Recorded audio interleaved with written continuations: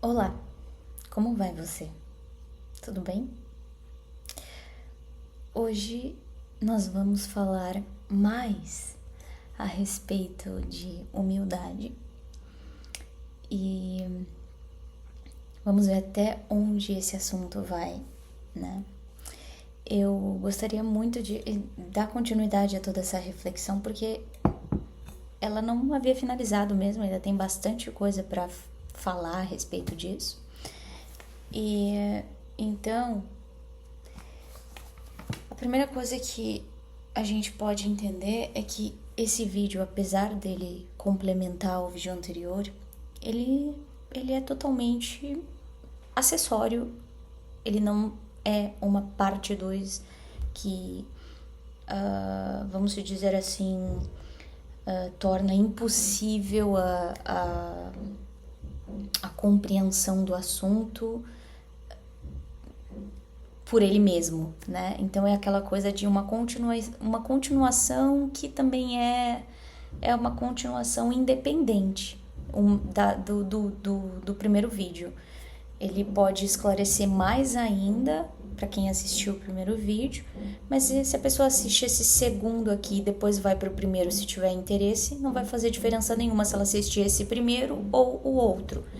Então, assim, se você está assistindo esse vídeo agora, mas não assistiu o anterior, sobre onde eu comecei a falar sobre humildade, não tem problema nenhum, tá?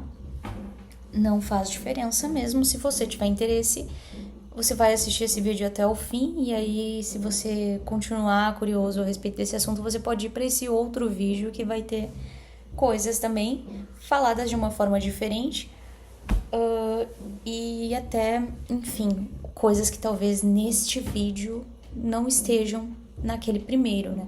Sempre gosto, às vezes, de comentar que aqui a gente entende que são... aqui a gente conversa sobre assuntos que nunca se finalizam, sempre são só abordados de maneiras mil. Então aqui a gente aborda, muitas vezes, a gente aborda os mesmos assuntos de diversas maneiras, até que a gente sinta que a gente esclareceu tudo, ou esclareceu ao máximo dentro daquele nível de compreensão. A humildade, ela pode ser entendida como uma ponte entre a verdade e o crescimento. Então ela é aquela jornada que a gente vive de reflexões que vão nos levar até o crescimento verdadeiro, que vão fazer com que a gente consiga, por exemplo, ter sabedoria, maturidade, desenvolver um nível de conhecimento bem elevado. Isso nos leva a ter aquela expertise que muitos dizem. E assim, a gente, por nos tornarmos maduros, nós começamos a ficar cada vez mais alinhados com a verdade. Então, assim, quando a gente entende o alinhamento com a verdade e a maturidade, a gente começa a perceber que essas duas coisas, elas só são possíveis através da experiência, assim como a sabedoria. A sabedoria é a experiência de vida atrelada aos conhecimentos. Aos conhecimentos, às vezes, intelectuais, muitas vezes não, mas sempre vem sempre, quando eu sou uma pessoa sábia, eu sou capaz de intelectualizar de alguma forma aquela sabedoria que muitas vezes é só experienciada, aquele sentir, aquele sentimento que eu tenho e que muitas vezes ele não é, na maior parte das vezes ele não é pensado, ele só é praticado, né? Eu olho, eu percebo e eu ajo. E essa percepção não necessariamente é um pensamento, ok? Então, inclusive tem uma música, agora eu lembrei de uma música que eu escrevi com o Rafa, que é uma música do novo álbum que a gente tá fazendo, que a gente tá construindo juntos agora, o álbum Hinterland, e tem uma música que é Favorite Chocolate Bar, E ela começa falando: I melt when you bare my heart and pack all the truths I never thought about. Ou seja, eu derreto quando você acolhe, acalenta o meu coração e beija todas as verdades que eu nunca pensei a respeito. Por que isso? Por que beija todas as verdades que eu nunca pensei a respeito? Justamente por conta dessa perspectiva que eu trouxe agora. Essa perspectiva de que a verdade, a experiência, a sabedoria, ela nunca é pensada, ela nunca é necessariamente pensada. Na maior parte das vezes ela não está no campo intelectual, ela está num campo que é perceptível a olhos sensíveis, ao corpos que são sutis o suficiente para fazer a leitura comportamental, mas não necessariamente existe não existe uma comunicação intelectual. Existe uma comunicação comportamental ali, que só é lida através da sabedoria, e a sabedoria só é adquirida quando eu tô alinhado com a verdade, quando eu tô maduro o suficiente também para isso, e aí eu tô, claro, experiente, porque eu já fui calejado, eu já passei pelas provas necessárias para conseguir desenvolver esse olhar que tá para muito além do globo ocular, né? Tá para muito além da capacidade de transformar, desculpa, gente, para a capacidade de enxergar fisicamente. Eu enxergo todo o aspecto etéreo das minhas relações também. Todo o aspecto psicológico, emocional, comportamental. E o comportamento não é só o corpo físico fazendo assim, por exemplo, sentando de um jeito ou se encolhendo de um jeito. Existe toda a aura envolve.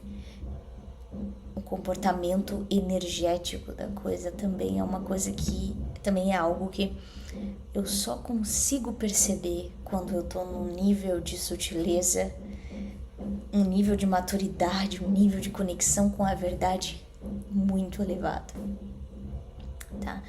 Então, assim, eu preciso viver. Só a vida consegue mostrar a textura da realidade, da verdade nua e crua, da realidade. Nos elimina a noção de que um paradigma é tudo. E a partir disso, eu começo a ser, simplesmente. Ser, tá? Eu começo a entender que a minha expressão, ela é um conjunto de crenças que se baseiam muito na forma como eu interpretei todas as experiências que eu tive ao longo da minha jornada existencial. E aí, então, eu começo a realmente ser. E eu começo também a ressignificar aquilo que eu sinto a respeito daquilo que eu já fui, daquilo que eu já não me entendo mais ser. Aí a maturidade, ela adentra nesse campo, porque eu gosto muito de dar um exemplo de que quando a gente é criança e os nossos pais nos negam um doce, a gente acha que eles são extremamente cruéis com a gente. A gente sente ali um nível de... Nossa, eles são horríveis, eles são cruéis comigo. E depois, quando a gente cresce, a gente fica mais maduro, a gente faz uma leitura de cima e a gente dá risada daquilo e pensa, olha só que bobinho que eu era. De achar que meus pais estavam sendo cruéis comigo por me negar um chocolate. Por dizer que eu não podia comer um chocolate. Eles, na verdade, eles estavam me fazendo um bem. Na verdade, eles estavam me educando ali, me colocando limites, me mostrando que nem tudo é na hora que eu quero, como eu quero. Então, e eles estavam ali, na verdade, eles estavam dando um beijo nas verdades que eu, criança, nem pensava sobre verdades que eu estava vivendo que eu nem pensava a respeito. Então eles estavam ali, na verdade, me acolhendo. Eles estavam se importando comigo de uma forma que eu não conseguia dimensionar naquele momento da minha existência enquanto ser humano. Então, assim, quando a gente pensa nisso, a gente também começa a entender que existia esse tipo de vivência onde eu era uma criança que chorava por uma barra de chocolate, né? Vamos se dizer assim. Aí, hoje em dia, a gente também tem um fenômeno muito interessante acontecendo, que é o quê? Essa ideia de autopromoção, né? É uma constante necessidade de se promover como alguém, de alguma forma, interessante, autêntico, traz uma ideia de autenticidade a partir da comparação, né? Então eu me comparo com uma criança e eu tento dizer que eu era uma criança mais isso ou mais aquilo, ou menos isso, menos aquilo, e isso me torna uma pessoa diferenciada, isso me torna um ser distinto.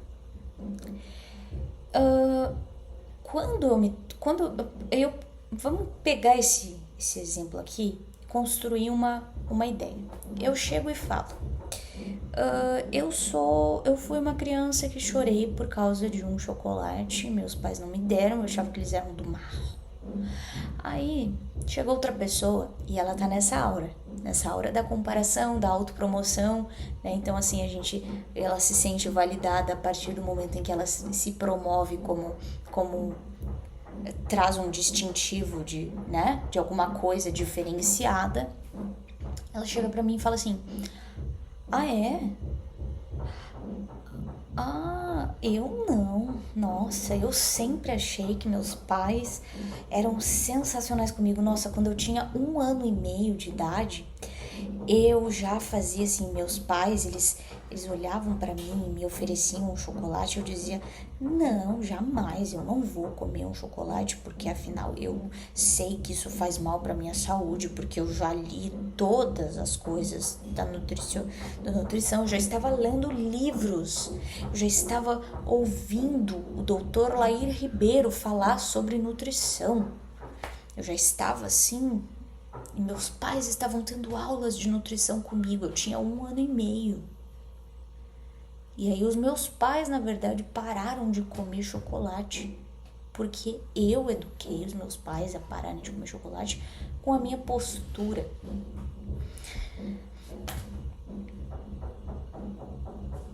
Isso é possível, uma criança ser assim? Pode ser possível uma criança ter esse histórico, sim, afinal, nós temos casos de pessoas que têm superdotação, extremada, uma coisa assim, muito, muito interessante, por sinal, uma coisa muito boa para a humanidade, termos crianças com esse nível de inteligência, com esse nível de alcance, né, que não é só intelectual, mas é um alcance muito forte em um aspecto muito amplo. Então assim, só que existe uma diferença entre uma pessoa que tem esse nível de alcance, que tá no nível, que também tá no patamar da humildade, e uma pessoa que tá nesse nível de alcance, que talvez tenha tido mesmo essa história, mas está ainda imatura, num caminho totalmente ignorante, um caminho de ignorância, tá? Porque isso é só um sinal de ignorância, é um sinal de que essa pessoa ainda não entende muito bem o propósito da vida.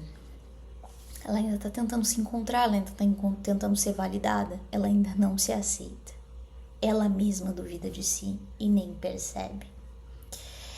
Então, essa pessoa, ela começa a fazer isso. Se ela entra no caminho da humildade, o que ela vai fazer diferente disso? Ela pode até contar essa história a respeito dela, mas a aura dela vai ser diferente. Ela não vai se comportar como alguém que está querendo se autopromover. Ela vai se comportar como uma pessoa que está simplesmente expressando, compartilhando algo diferente, compartilhando uma situação diferente. E a gente sente pelo tom da voz, a gente sente pela forma como a pessoa gesticula, a gente sente pela forma como... Oi? Pode atender? Pouso. Não, eu tava experimentando esse aqui, ficou só bonito. que eu não gosto que fique assim. Ele não fica assim, na verdade, eu acho que ele tá pequenininho. Ele vai tá, tu tem o ombro pequenininho, aí tem um ombrinho pequenininho, ficou um pedaço ali. Faltou um pedaço de mim.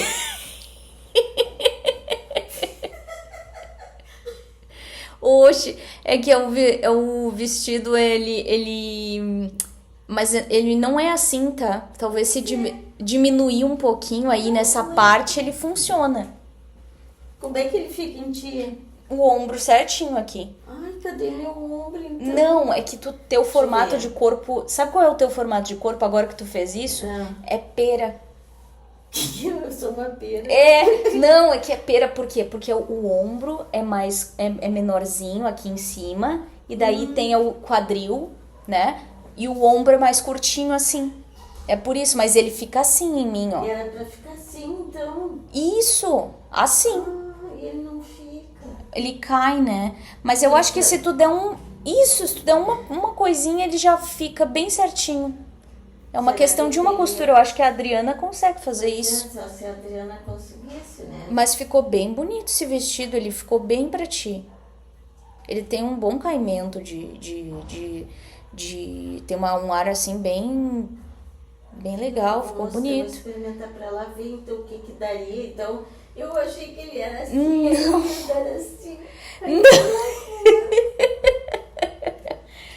Não, é uma questão de um pontinho aí. Mas ele tem, ó, ele acho que ele é assim o decote. Ele é assim. É só esse, mas ele não é, ele é retinho aí, ele não é de cair. Mas faltou o ombro aqui, então. Não, de repente não é ali, tem que diminuir aqui, quem sabe. Tem que ver com a Adriana, mas ele é retinho, ele não é de cair. Quem sabe? Tem que ver como é que ela vai saber onde diminuir pra conseguir ficar certinho. Pra encaixar ali. Pra ele encaixar direitinho. Eu acho que ela vai mexer aí. Bom, tem que ver se vai. Tem que ver, eu também não entendi. Esse ombro, mas ele existe? Aqui tá aqui ele, né? Sim, é que o teu ombro aqui ele é mais estreito.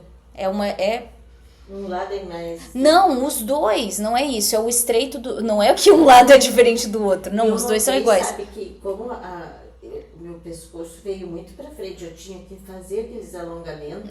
Sim. Eu sei por causa dessa correntinha que ela era lá em cima. E olha onde ela vem agora. Ela caiu. Quer dizer, caiu o meu... o teu jeito de... Então é a postura, né? A postura minha pode ser. Tem que dar uma corrigida pra... Porque pode a ser. correntinha podia estar aqui. Não, mas ficou bom. Mas não é nada no teu ombro. É porque o teu formato de corpo aqui, ó, Ele é aqui, ó. Tem vários formatos, né? Tem o formato ampulheta, que é o mesmo tamanho do quadril, é o tamanho do ombro. Tem o formato pera, que é quando o ombro é um pouquinho mais estreito que o quadril. O quadril é um pouquinho mais largo que o ombro. No teu caso é bem sutil, só por conta disso que deu pra perceber que é isso. Que é o teu ombro, ele é mais estreitinho que o quadril. Então vou ver Tá. como é ela. Eu bati ali no banheiro, pensei que tava no banheiro. Ficava, será que tem alguém aqui? Não.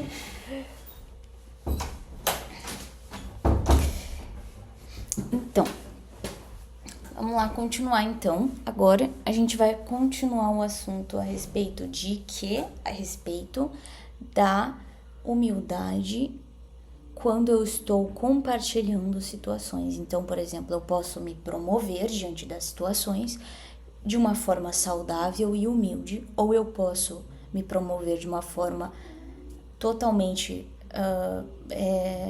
showy, né? Uma coisa meio estou ostentando. E isso é muito claro através da forma como eu interajo mesmo, do jeito como eu falo, do jeito como eu olho para o outro, do jeito como eu lido com a pessoa que está na minha frente. Então, eu começo a agir de uma forma muito mais autêntica quando eu estou no campo da humildade. Eu não tô tentando provar o meu valor para outra pessoa, eu não tô tentando me promover num sentido de me isolar da pessoa e dizer eu sou diferente. Eu estou tentando me promover, não é nem tentando me promover, eu estou compartilhando. Então eu estou tentando promover a conexão com alguém. Olha a diferença. E quando eu tô tentando me promover, eu tô, na verdade, promovendo a desconexão com o ambiente.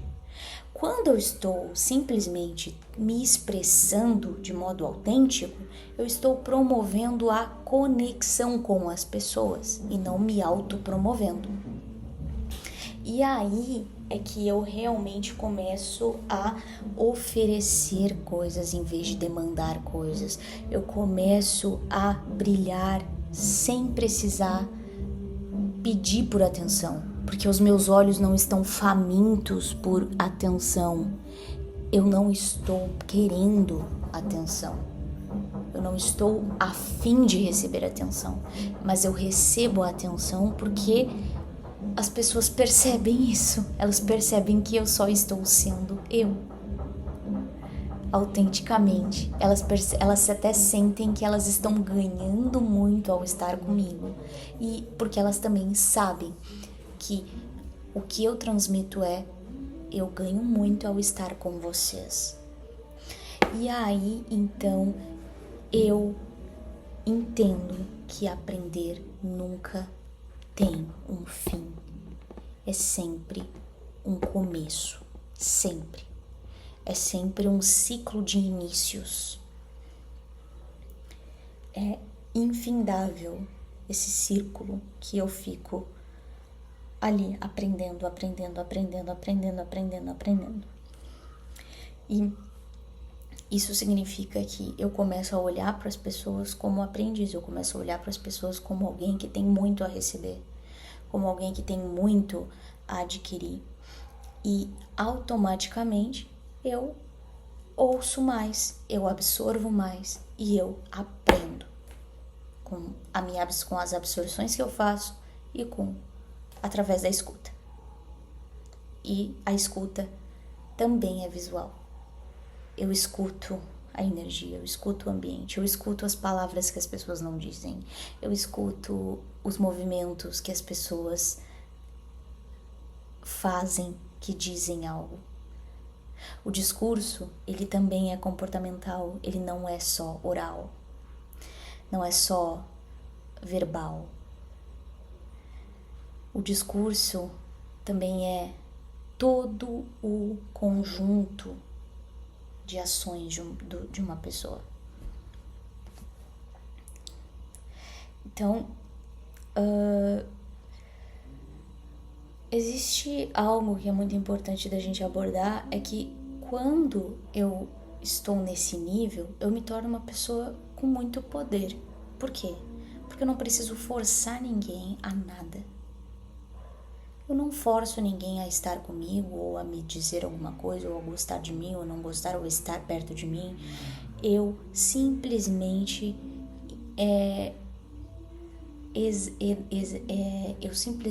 exalo uma fragrância psicológica, eu emano uma aura que faz as pessoas quererem se comportar de uma maneira diferente do que é usual até para elas muitas vezes. Eu emano o aprimoramento do outro. Então, às vezes é aquela coisa assim, se uma pessoa fuma e eu tenho uma aura que não suporta isso, essa pessoa vai sentir e eu não vou precisar nem falar. Essa pessoa simplesmente não vai fumar perto de mim, porque ela não vai se sentir nessa liberdade.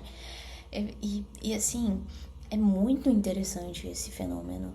É realmente interessante, porque, por exemplo, o Rafa é um bom exemplo disso, porque, querendo ou não, ele mesmo falava, eu achava incrível o quanto eu não fumava perto de ti. O Rafa era uma pessoa que fumava 2 carteiras de cigarro por dia, e quando ele estava perto de mim, antes disso, ele se preparava, eu nem sabia disso, tá?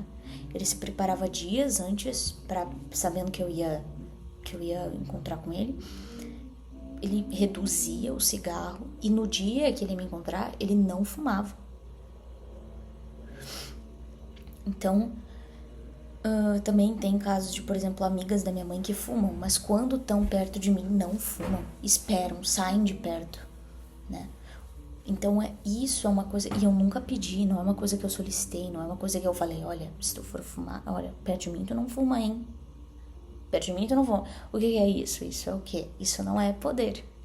Isso é força, né? Isso não é poder. O poder, ele nunca dita regras. Ele emana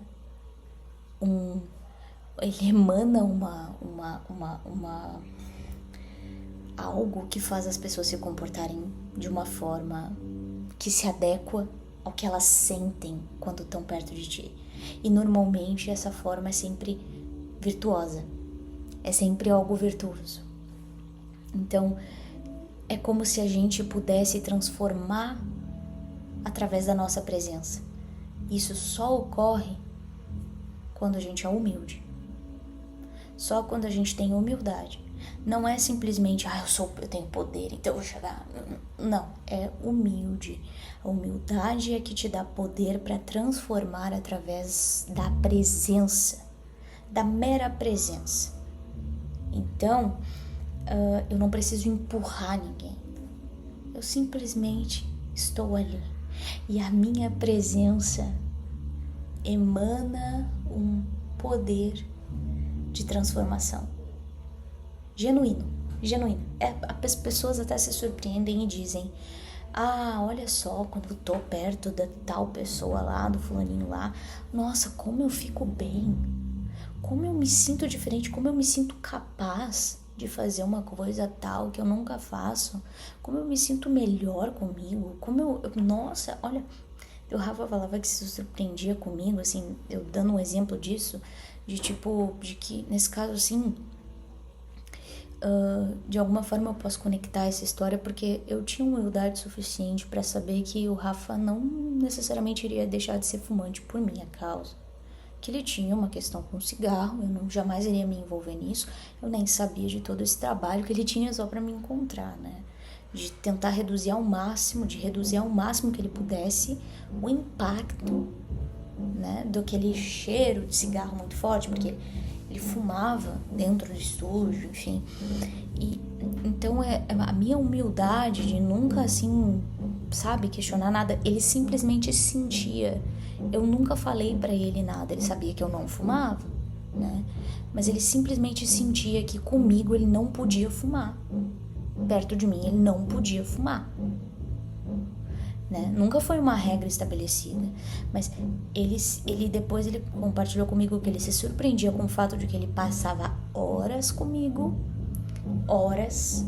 Eu tava no estúdio, a gente tava fazendo música e ele não fumava.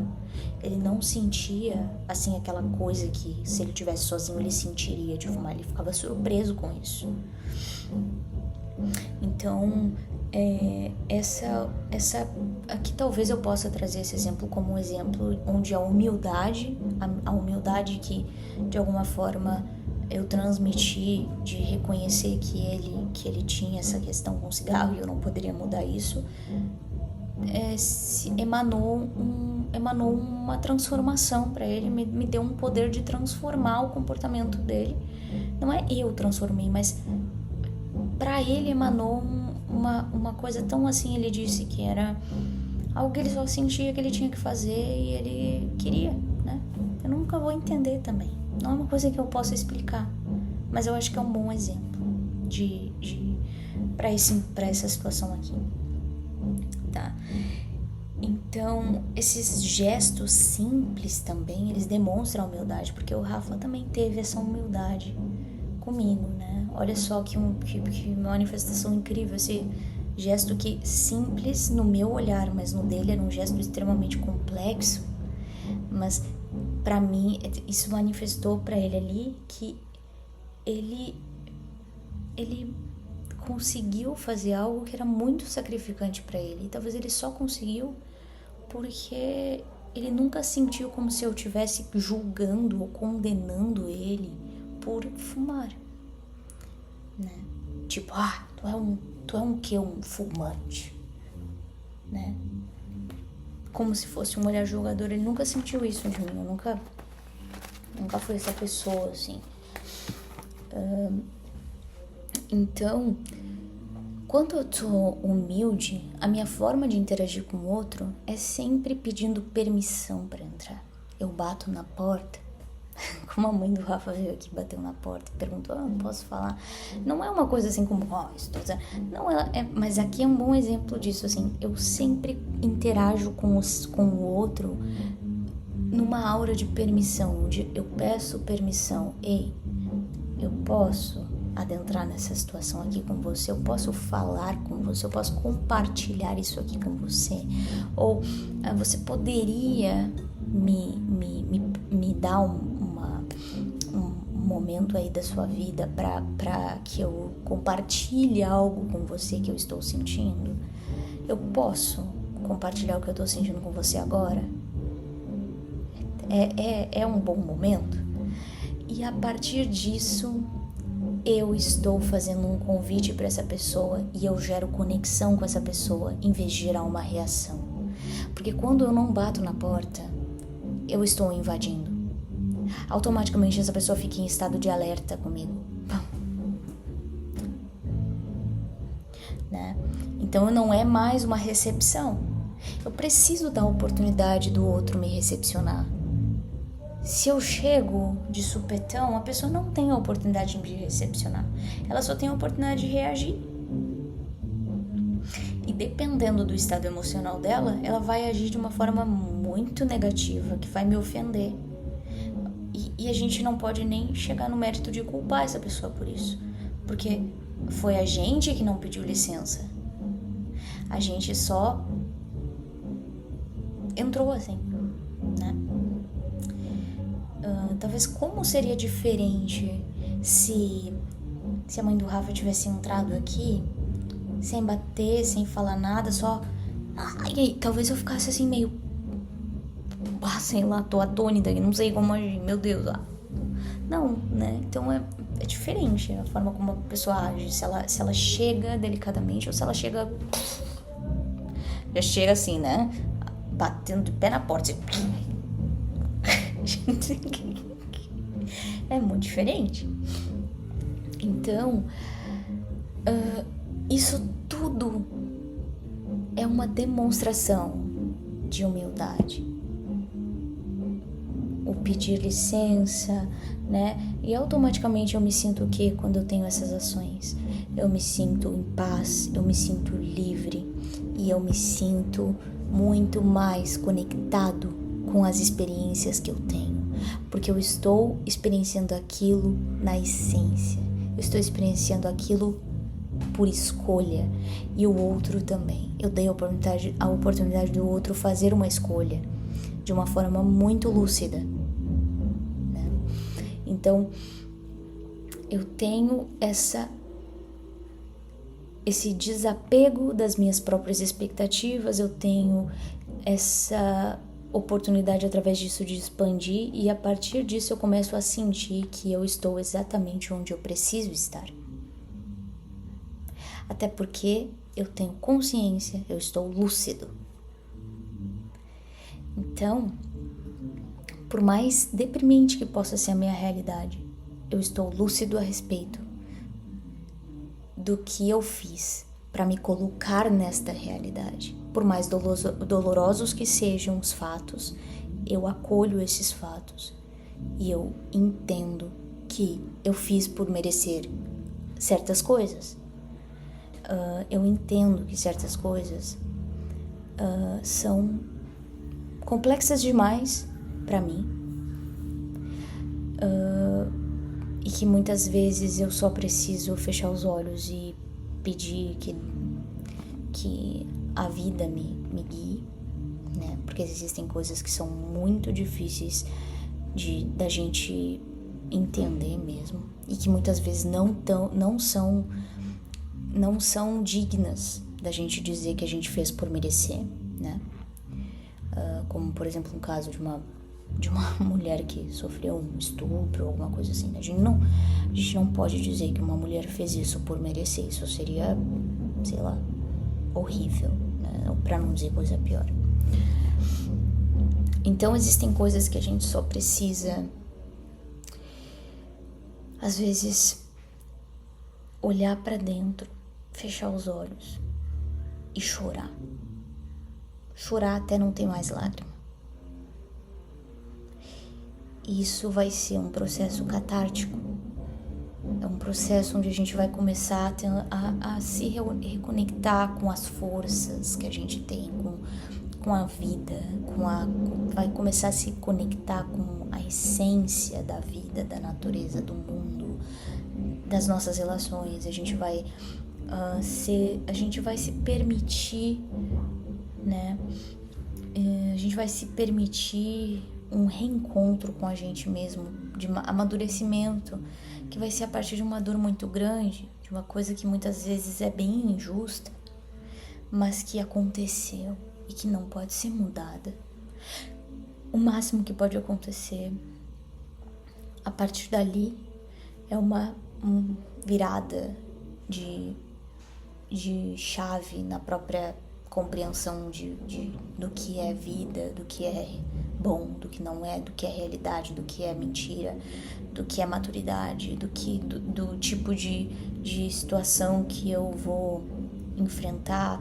Muitas vezes é um novo caminho que a pessoa vai ter que trilhar, um caminho muito, muito, muito desafiador, mas de muito crescimento também. Então, essa coragem silenciosa que eu decido incorporar, ela vai me colocar num lugar de dignidade. Eu vou carregar o pouco que me resta com a dignidade que a coragem me dá. Aquela coragem quietinha que chora no banho, que treme com medo, que tem muito pavor do mundo, mas abre a janela e olha lá fora. Ainda não abre a porta, mas abre a janela. Pelo menos sente a brisa do vento. Sente uma brisa passar pelos cabelos. Coloca a cabeça para fora às vezes ali. Depois adentra na casa novamente e aos poucos vai se permitindo abrir a porta, pisar na grama, sair de casa. Isso tudo é um processo de humildade. Ou seja, a humildade de se entender como alguém que precisa recomeçar, que precisa de coragem. A humildade nos dá a coragem de enfrentar a vida. E muitas vezes a gente se depara com a vida, com a realidade se impondo sobre nós, como uma forma de fomentar na gente a humildade através da coragem.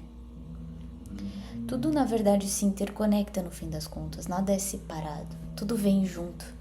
Eu sou humilde, corajoso, maduro, é tudo interconectado, interligado. Mas às vezes é bom a gente separar um pouquinho as caixas pra gente poder elucidar, né? Aí eu conecto tudo quando eu conseguir. Mas eu sei que ser humilde é um ato de coragem. Eu sei que a coragem me ensina a ser humilde. Porque quando eu vou bater numa porta para pedir um emprego, eu preciso de muita humildade. Porque uma pessoa arrogante nunca vai querer pedir um emprego para ninguém. Uma pessoa arrogante normalmente só quer dar emprego. Ou só quer estar lá em cima. Não começa se for de baixo. Não consegue ver dignidade naquilo que é modesto. Não consegue ver dignidade naquilo que é humilde. Num sentido de ser sincero. Ser aquilo. É isso. E ponto. Eu não tenho mais nada, sabe? Aquela pessoa que chega pra ti e te oferece um café preto. E é o que ela tem pra te oferecer. Ela tem pra te oferecer um café preto. Porque ela realmente, ela é humilde no sentido da pobreza, né? Mas ela te oferece o que transforma aquele café preto numa coisa extremamente rica. O fato de que ela não é pobre de espírito. Ela pode estar sem recursos naquele momento, sem muitos recursos financeiros, né? Mas ela tem uma riqueza que é aquela alegria que ela emana ao te oferecer um cafezinho preto. Que tu olha no olhar dela e tu sabe que se ela tivesse um bolo e sei lá, ela iria te oferecer também, mesmo que fosse o único bolo que ela tivesse. E que ela poderia ser mesquinha, poderia dizer, não vou oferecer esse bolo aqui, porque depois eu posso comer sozinha, posso comer esse bolo aqui, né? Vai durar mais, se eu oferecer pra visita, vai acabar logo, imagina, uma fatia só, né? Mas não, essa pessoa, ela tem aquele brilho nos olhos, o brilho da humildade, que é de, não, aqui a gente tem sempre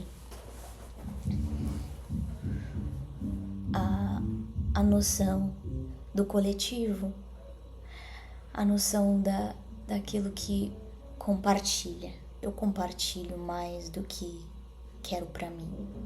Eu quero me conectar, eu quero compartilhar do pão. E eu tenho esse senso de comunidade. Isso é humildade. E não necessariamente isso é conseguido através da miséria, tá? Da miséria física, da miséria de material, né?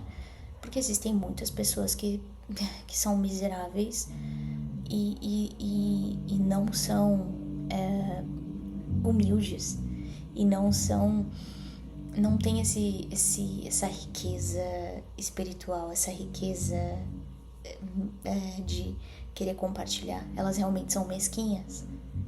E elas justificam a mesquinhez delas com a pobreza. Um bom exemplo disso é a minha bisavó, a avó da minha avó, que era uma mulher extremamente mesquinha. E ela era muito pobre. E ela escondia a comida das netas. Não deixava as netas comerem. E a minha avó sofreu muito com isso. Ela teve uma avó assim. E a minha avó, mesmo sendo muito pobre, ela não foi assim. Ela não herdou. Ela fez questão de ser o contrário dessa avó. Ela não foi mesquinha. Ela sempre foi uma pessoa muito farta. Sempre foi uma pessoa que compartilhava do muito e do pouco. E então, é disso que eu falo. Então, também gosto de dar um exemplo da coragem silenciosa. Eu gosto de usar um exemplo também da minha mãe, que a minha mãe, quando era nova, era muito pobre mesmo. Morava numa casinha assim de chão batido, não tinha recurso, muitos irmãos também, não tinha também um pai presente. Minha avó criou os filhos junto com a ajuda dos pais dela, né, com a ajuda do avô e da avó da minha mãe, 7 filhos. E minha mãe, ela disse que quando ela foi na escolinha pela primeira vez, né, ela disse que ali ela percebeu a diferença dela para as outras crianças, porque enquanto as outras crianças tinham lancheira, as outras crianças tinham um sapatinho limpo, tinham tudo bonitinho, a minha mãe olhou para ela assim, ela disse que ela entrou numa comparação, porque ela se olhou as criancinhas assim, e ela tinha o quê? Ela tinha uma sacola, um caderninho, uma sacolinha de mercado, com lápis, um sapatinho encardido assim. E ela se olhou assim, ela via que as roupinhas dela tudo humilde assim, no sentido de velhas. Eu não gosto nem de usar a palavra humilde, porque daí a gente distorce um pouco a humildade no aspecto que eu tô trabalhando aqui. Porque era uma roupa simples, muito, né? Escancarava ali a diferença social, a classe social diferente. Ela não tinha um lanchinho para comer no recreio. As outras criancinhas tinham um lanchinho para comer no recreio. Tinha uma lancheirinha com coisinha, comidinha. Minha mãe não tinha nada. Ela disse que quando tinha era um pão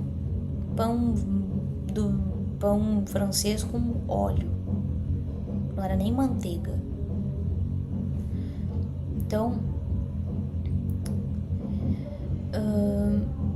ali ela era uma criança, mas ela tentava assim se ajeitar. Ela disse que ela pegou uma vez, botou o dedinho assim na língua e tentou limpar o tênis assim, como uma coisa de tentar fazer o tênisinho dela ficar melhor, uma coisa assim. Ela olhou pro tênis da outra menina assim, viu o dela e pensou, será que se eu fizer assim o meu fica igual? Então ali, né, ali ela teve aquela coragem muito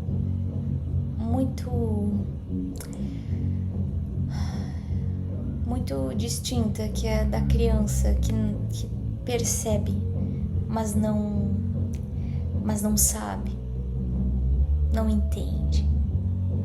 Então ela tinha coragem de enfrentar aquela diferença de uma maneira muito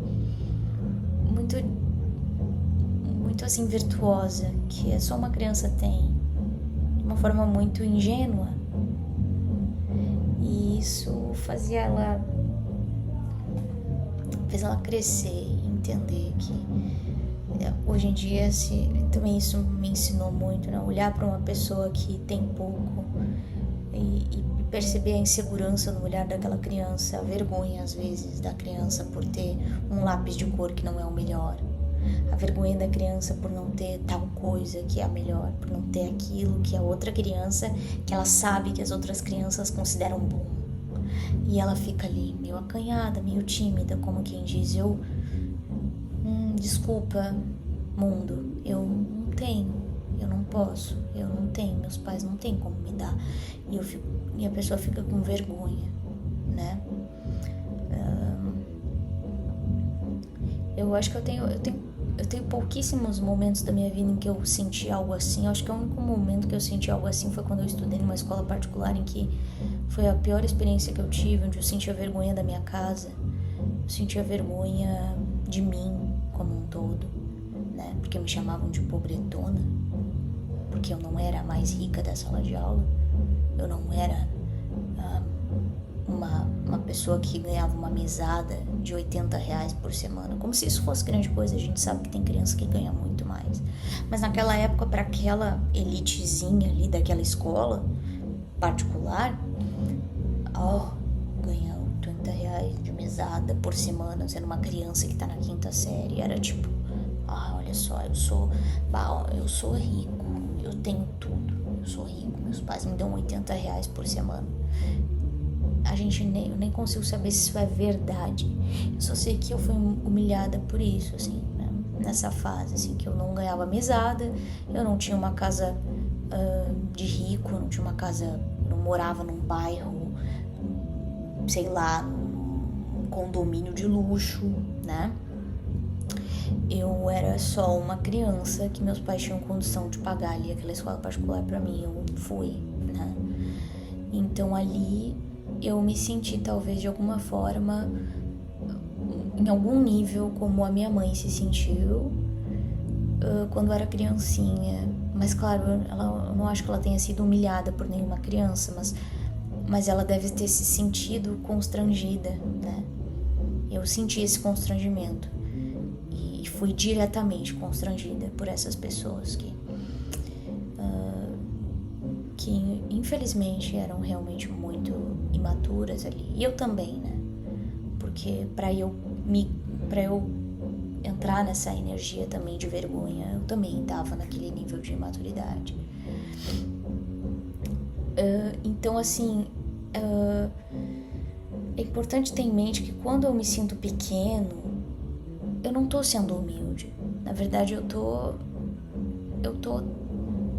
sendo humilhado pela vida, eu tô entendendo como a realidade tá se impondo sobre mim, eu estou me sentindo humilhado, mas eu não estou sendo humilde. Eu só começo a ser humilde quando eu começo a ser aberto, quando eu começo a ter uma postura que me permite compartilhar, transformar. Então eu começo a ter experiências boas, mesmo diante de situações turbulentas em que pessoas se demonstram arrogantes, se demonstram petulantes, se demonstram,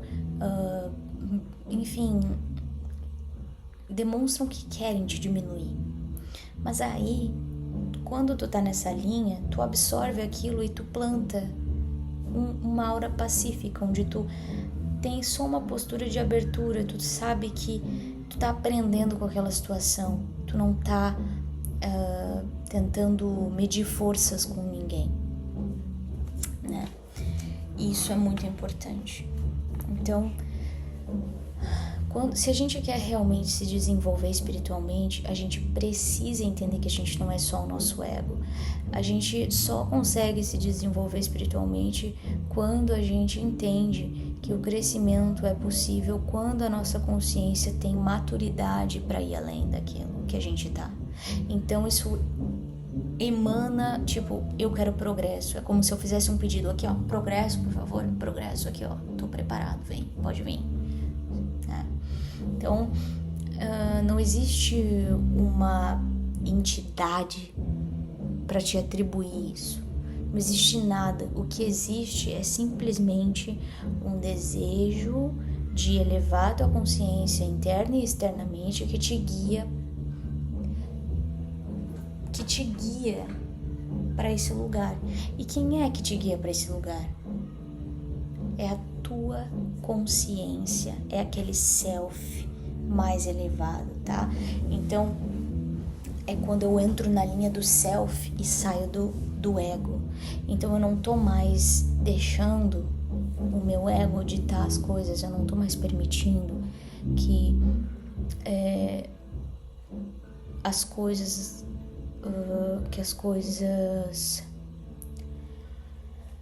me abalem com tanta facilidade, até porque eu não tô tentando controlar as coisas.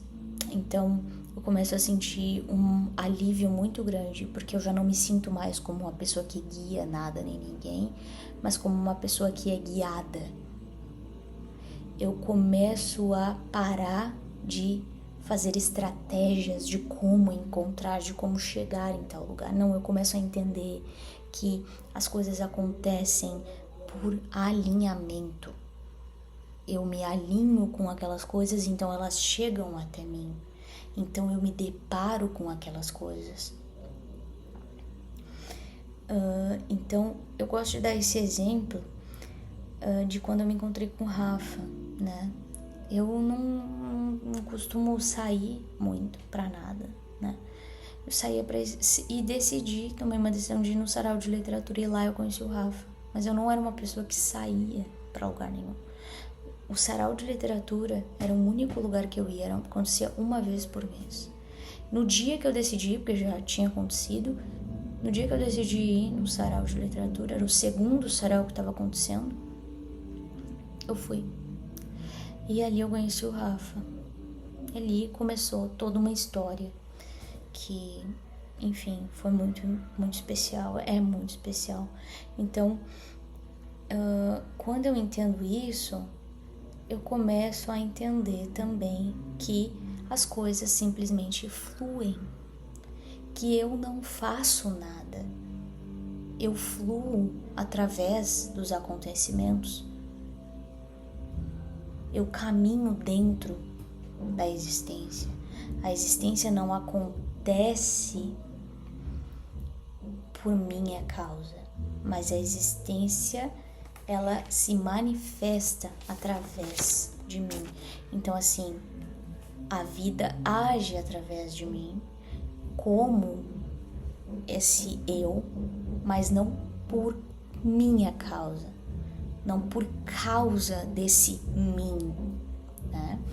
Então, sempre que eu entendo que eu sou guiado, eu começo a me sentir muito leve. Por quê? Porque eu coloco a responsabilidade na vida.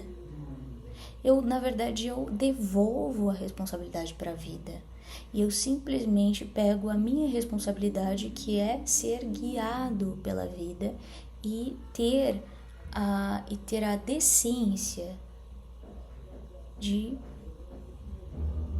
fazer o que precisa ser feito. Então a vida colocou diante de mim um projeto, eu vou lá e vou executar, né? Então eu começo a exalar essa fragrância da humildade, porque é como se eu entendesse a vida como o meu chefe, né? Provavelmente se o meu chefe é cruel comigo, eu posso tentar associar que talvez eu ache que a vida também é cruel comigo. Talvez eu também sinta a vida como algo cruel comigo, e por isso eu escolhi esse chefe. Se eu entendo a vida como árdua, provavelmente eu vou encontrar oportunidades de trabalho que também vão ser bem difíceis pra mim. Eu vou encontrar uma família difícil também. Eu vou querer formar uma família com uma pessoa que eu vou achar insuportável também. Então eu vou querer fazer coisas, eu vou olhar para direções que vão me fazer só constatar essas coisas, né? Então, por quê?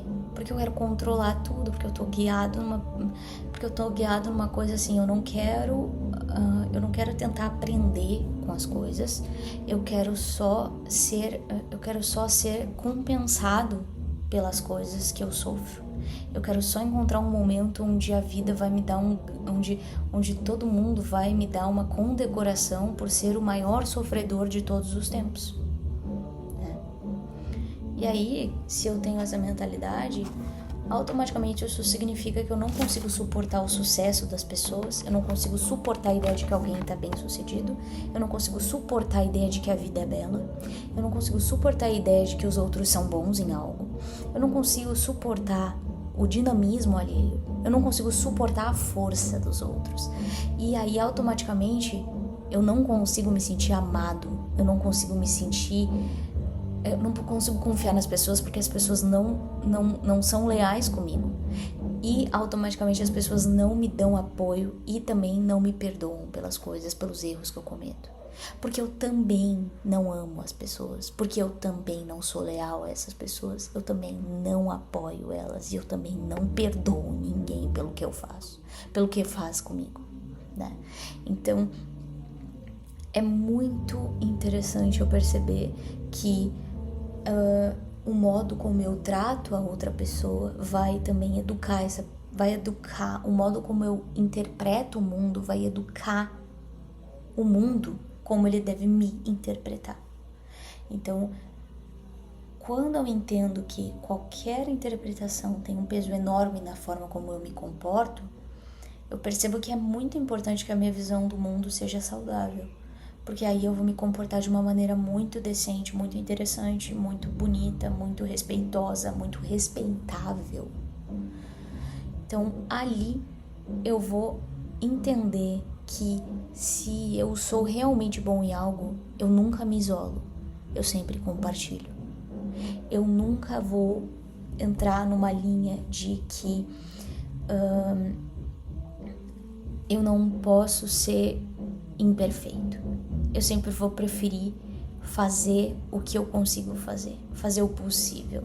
Então eu vou lá, eu vou mostrar minha presença, eu vou estar presente. Não necessariamente eu vou ser perfeito, mas eu vou estar presente naquilo ali. E aí eu entro numa zona da alegria e da aceitação. Eu fico alegre porque eu consegui fazer parte de algo e eu aceito a imperfeição daquele momento que eu fiz parte. A partir disso, não tem como eu não ser bem-sucedido. Sabe por quê? Porque eu estou sendo íntegro e genuíno. E aí as pessoas olham pra mim e elas querem estar perto de mim porque elas sentem que elas podem confiar em mim, porque eu vou apoiá-las, eu vou perdoá-las, eu vou ser leal, eu vou amá-las, né? Então, isso é presença, é autenticidade e é humildade. A humildade da presença autêntica é imbatível sempre. Eu transmito uma aura de beleza, eu transmito harmonia por onde quer que eu passe. Quando eu sou íntegro, quando eu sou respeitoso, quando eu sou genuíno, quando eu me importo genuinamente com as pessoas, elas sentem, não tem como mentir. Então, por quê? Porque vem do coração, vem daquilo que é mais essencial, vem da essência, vem do âmago. Então, eu começo a viver um princípio de vida que é: o amor fala através de mim, a sabedoria fala através de quem está ao meu redor, porque eu consigo ter uma visão de aprendiz, então eu sei que a sabedoria também a sabedoria está nos outros e eu posso enxergar ela ou não. Se eu sou sábio, eu enxergo, na maior parte das vezes. E as minhas mãos são feitas de gentileza, porque daí eu carrego essa sabedoria que essa pessoa me entrega com gentileza suficiente para deixar Deus agir em mim. E aí tudo fica bem. Aqui, Deus a gente pode traduzir como virtude, tá? Não é uma questão religiosa aqui, é só uma questão de as pessoas... Eu entendo Deus como um complexo de virtudes, tá? É uma junção de virtudes. Então aqui é como se eu dissesse: eu deixo as virtudes agirem através de mim. Eu deixo as minhas virtudes à mostra. E aí tudo fica bem, né? Porque eu desapego do controle, eu me rendo ao que é mais sagrado na existência, ao que é mais harmônico, né? Eu me rendo à graça da virtude. Então eu deixo o amor ensinar as coisas, tá?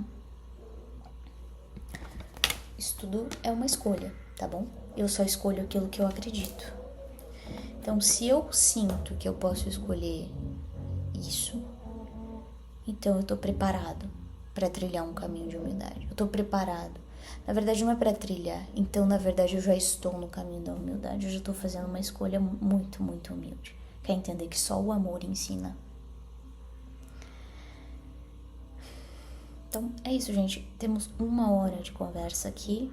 Uma pausa pra falar de vestidos, mas eu acho que foi uma boa conversa. Eu vou manter aquele vestido porque eu não edito nada aqui, tá? Então é isso aí, tá? Um vídeo atípico, uma aparição engraçada, mas estamos aí falando de humildade. No próximo episódio a gente fala sobre alguma outra coisa. E é isso aí. Ou não, a gente fala de novo sobre isso. E quem quiser assistir, que assista. Quem não quiser, tá tudo certo. Até mais.